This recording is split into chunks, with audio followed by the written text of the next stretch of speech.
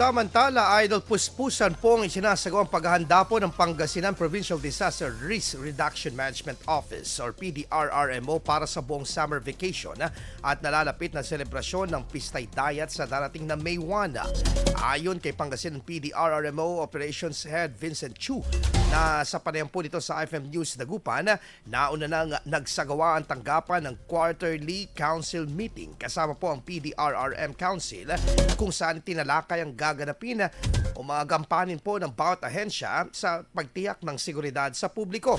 Dagdag pa niya, aasa na muling dadagsain po mga baybayin po ng lalawigan dahil sa pagdiriwang din ng taunang Pistay Dayat, maging ang pagsisimula ng summer vacation.